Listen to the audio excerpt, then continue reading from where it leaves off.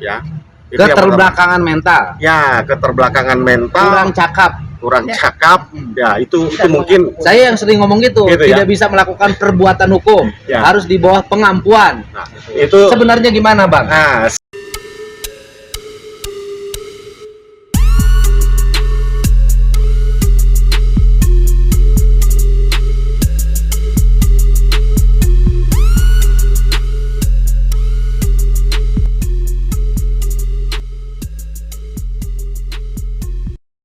bahwa betul baru hari ini kami berhasil ya secara resmi dengan Kang Deddy nih, dengan Bang Ruli dan tim penasihat hukum dari Pradi bertemu dengan Sudirman. Intinya ada beberapa hal yang kami konfirmasi kepada Sudirman langsung. Selama ini kan kami mendengarnya dari penasihat hukum Sudirman yang lama, ini ada Bu Titin ya.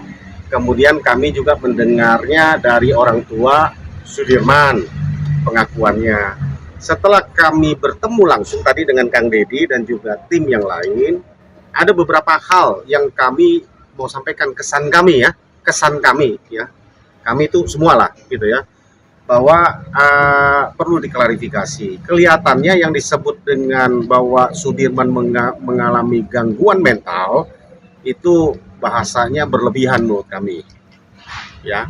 Keterbelakangan mental. Ya, keterbelakangan mental. Kurang cakap. Ya, itu mungkin saya yang sering ngomong gitu tidak bisa melakukan perbuatan hukum, harus di bawah pengampuan. Nah, itu sebenarnya gimana, Bang? Nah, sebenarnya setelah kami bertemu langsung, kami melihat Sudirman itu punya kemampuan itu ya. Jadi tidak seperti yang kita bayangkan. Tapi dia ngaku on.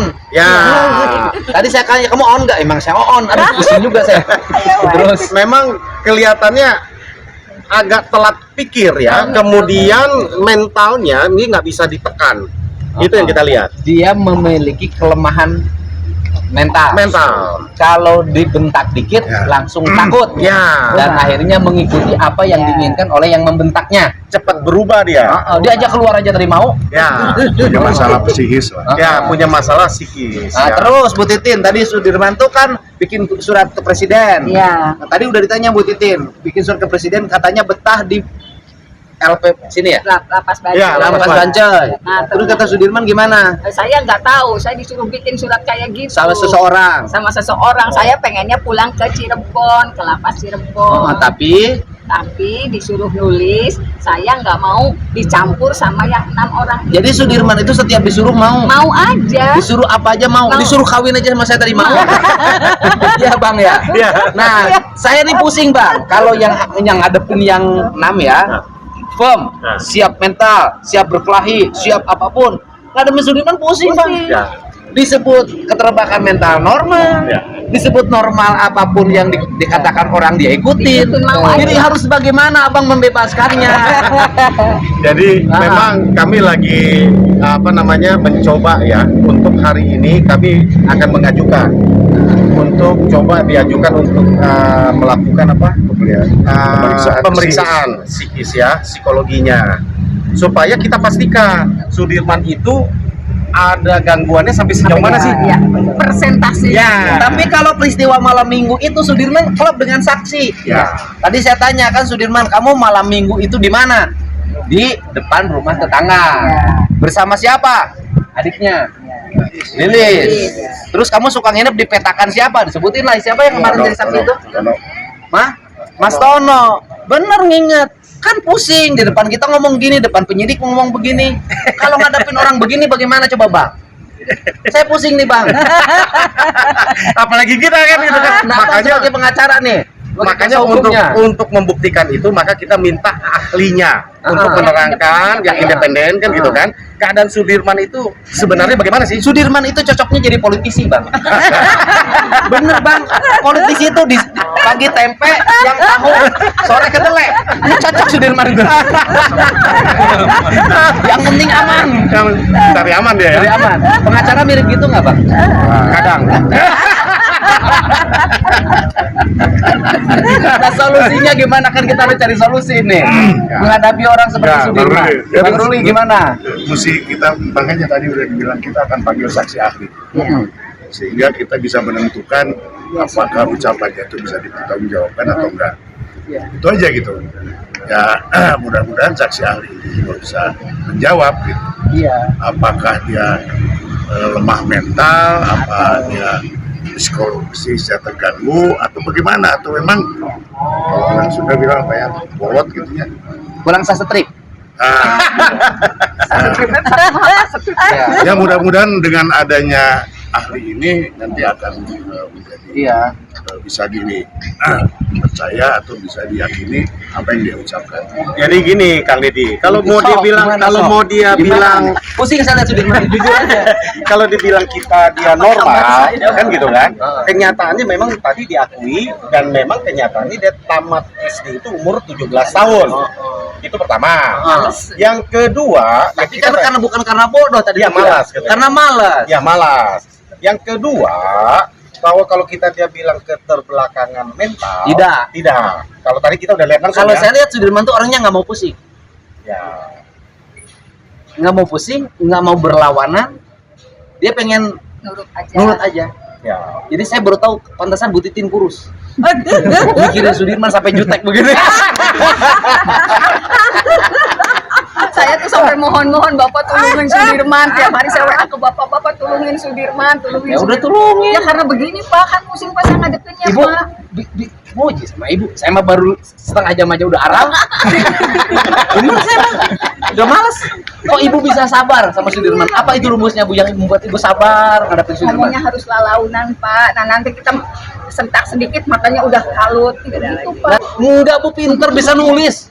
Ya nulisnya sih benar Pak, bisa. Iya. Bisa ingat lagi. Bisa ingat. Gini, dia punya bisa ingat peristiwa. Dia punya hati yang lembut banget Pak. Nah, kayaknya dia tuh punya. Saya ngelihatnya setelah lama sama Sudirman itu tidak ingin menyakiti orang lain itu Pak. Tapi kan menyakiti diri sendiri Bu. Iya justru itu Pak. Tapi bikin kacau main bola itu Bu. Orang sudah bikin gelandang bertahan, udah rapiin barisan. Sudirman datang pegangnya bolanya dipegang. Terus kasihin ke lawan. Gimana?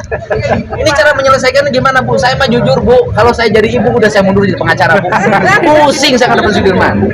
Kok Ibu bisa bertahan Bu sampai sekarang? Ya saya pakainya dari awal saya tahu banget siapa Sudirman Pak. Bagaimana, apalagi di rumah kecil banget Pak, rambut ada gondrong gitu. Saya ngelihat dia muntah darah luar biasa kan, saya yang ngelapinya Pak, mau ketika misalnya karena kan gitu Pak, karena gini Pak, jadi ada adu domba penyidik, jadi Sudirman udah ngaku duluan, disitulah dia juga paling disiksa. Kata Sudirman tadi bukan dia duluan, Jaya.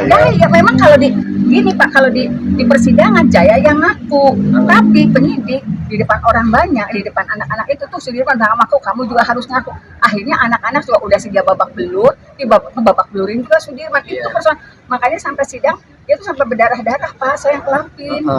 Pak Jutek, solusinya gimana Pak Jutek? Kumaha Jutek? Kang Deddy Gelir. Kan Pak Jutek baru kan menemukan klien seperti ini kan?